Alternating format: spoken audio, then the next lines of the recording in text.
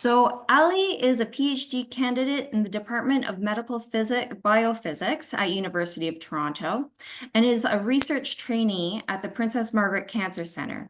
He conducts research in the labs of Dr. Chris McIntosh and Tom Purdy, focusing on the clinical translation of machine learning for automated treatment planning to standardize and enhance the efficiency and adaptive radiotherapy for treatment of prostate cancer. His work aims to ensure patients receive the best quality radiotherapy possible, as well as improve access to these specialized treatments by reducing the healthcare resource burden associated with them. Okay, thank you so much for the introduction and the opportunity to speak today. Before I get started on my talk, I wanted to start with a quick overview of radiation oncology for those of you who might not be from radiation medicine background. So in radiation therapy, we're trying to deliver a dose of X-ray radiation to the cancer, which is normally the tumor, as we can see on CT. In the case of prostate cancer, we actually irradiate the entire prostate gland.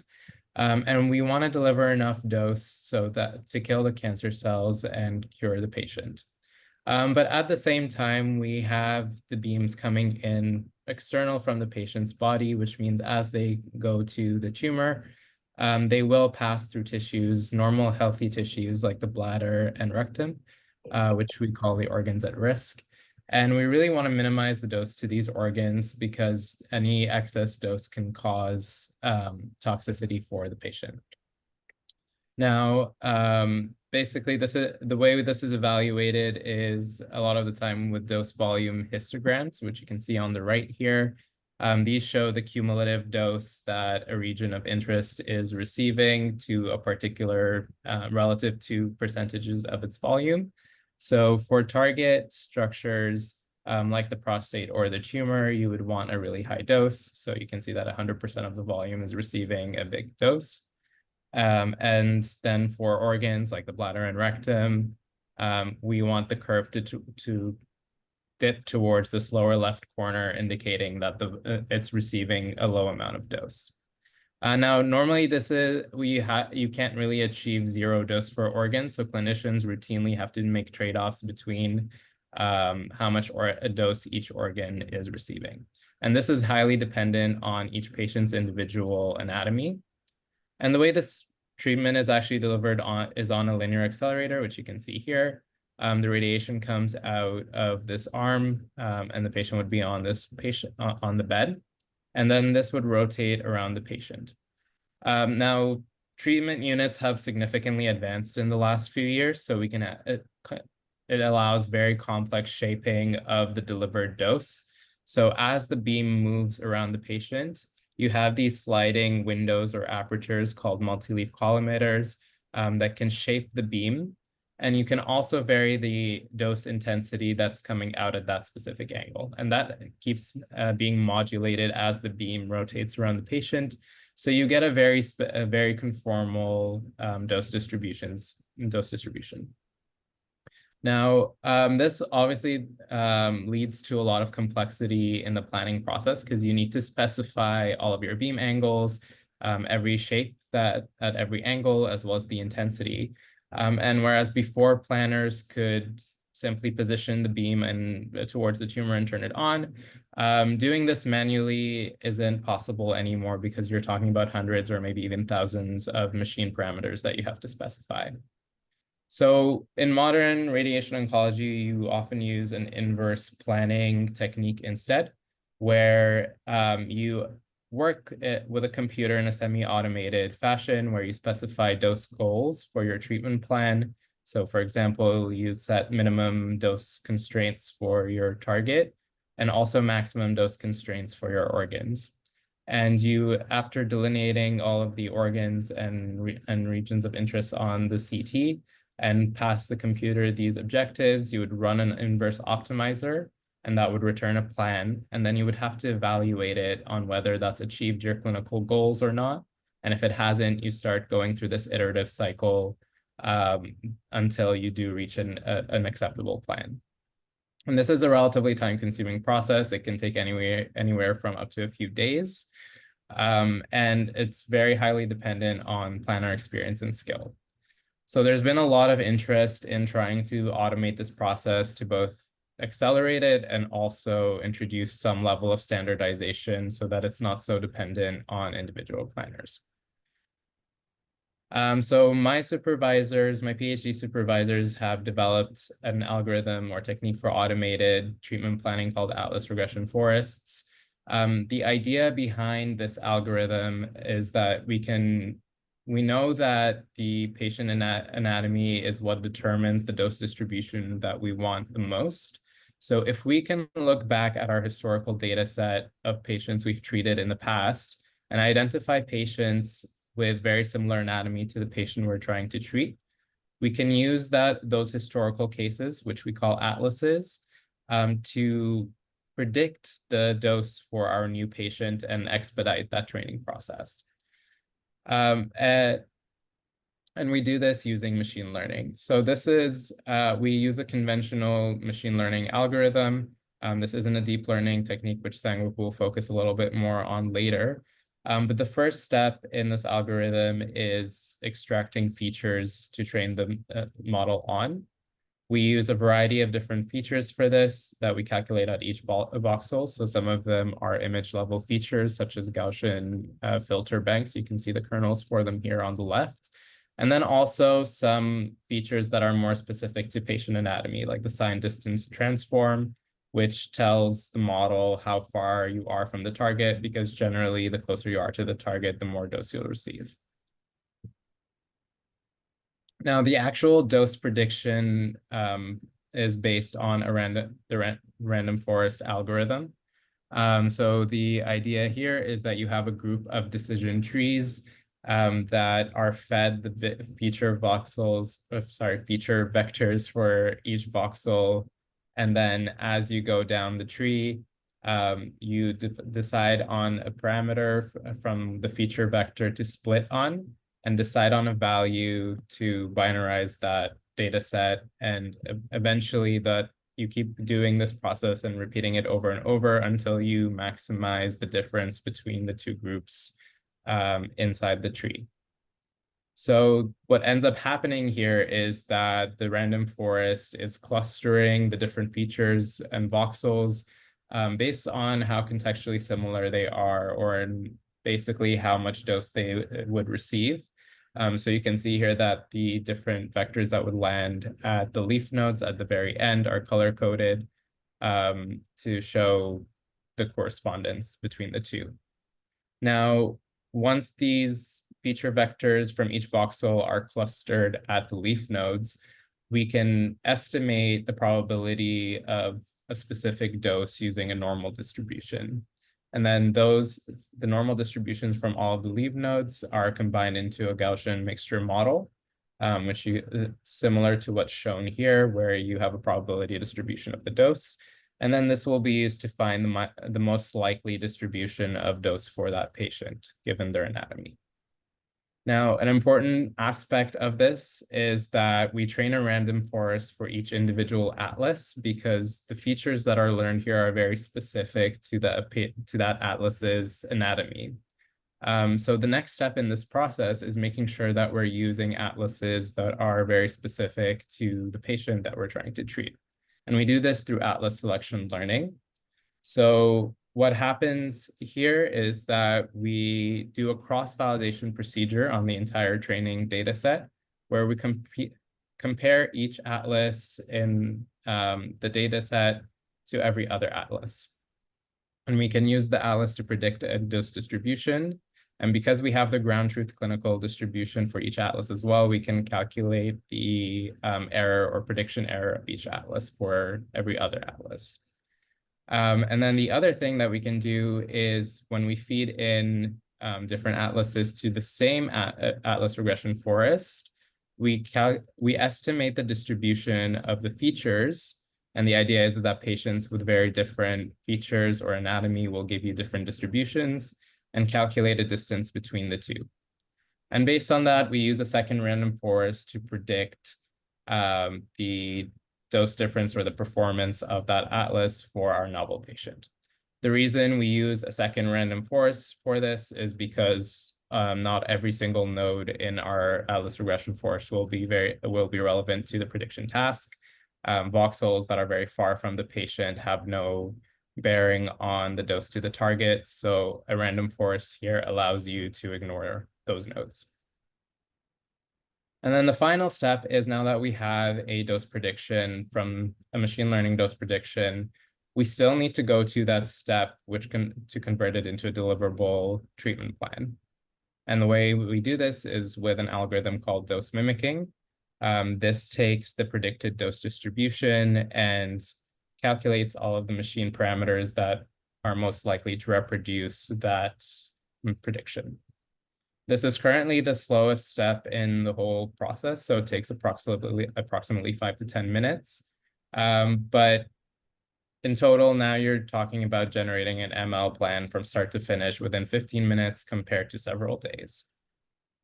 So this was recently studied at Princess Margaret, where this was developed, where there was a two-phase study doing a head-to-head comparison of human planning versus ML planning. And then for every patient, a radiation oncologist had to select a plan to treat the patient with. And the two key results from this paper were, one, that the ML was very consistently applicable and also acceptable for treatment. So in over 90% of cases, that plan could be used for treatment. And then the second thing is that because it's so fast, you don't need to iterate through optimization objectives.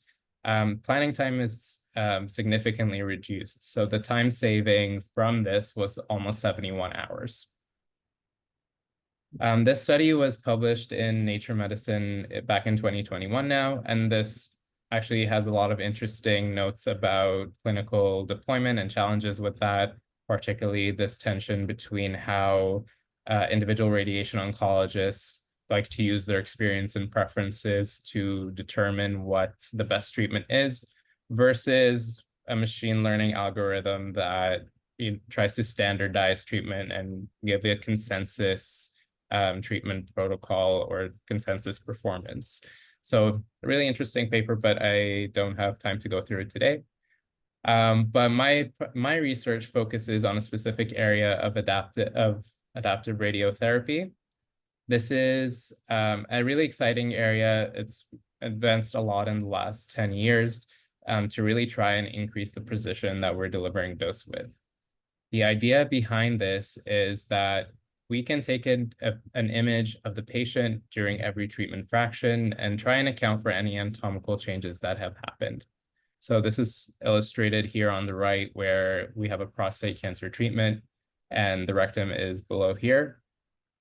And on the day of treatment, we see that the rectum has moved closer towards the tumor and is falling into this high dose color cloud. And what adaptation does is allow us to reshape this dose distribution so that we can increase the sparing of the rectum and hopefully reduce toxicity. So with my research, we now have this automated planning technique. So I was interested in exploring applications in this area. Adaptive RT workflows are very similar to the conventional pipeline, where the patient is set up on the treatment unit and then are imaged for that day. And then this adaptive treatment planning process happens. Again, this is an iterative cycle where the clinical team has to refine a plan until it's acceptable for treatment. Excuse me. The main difference here from the conventional pipeline is that the patient is actually being treated, is on the bed while this is all happening. So this is very heavily time constrained. You have only 10 to 15 minutes to complete this process. Otherwise, the patient will likely need to be taken off the bed. So this creates a bit of a trade-off between how much time you spend on improving the plan and making sure that you're minimizing the dose as much as possible or ensuring that your target is covered, and between your overall treatment time. The other really big problem that institutions have faced is this is very resource intensive. So the whole process requires oversight by a large and specialized team. Typically, a radiation oncologist will also be present for treatment. So we want to try and reduce this. Now, the proposed ML solution is, instead of the iterative adaptive planning process, is to instead replace that with our automating planning technique. And that shifts the role of the clinical team from driving the planning process to evaluating ML plan performance. And this gives you a rapid and consistent planning time. And then there's the simplified planning with no human intervention in the planning process itself.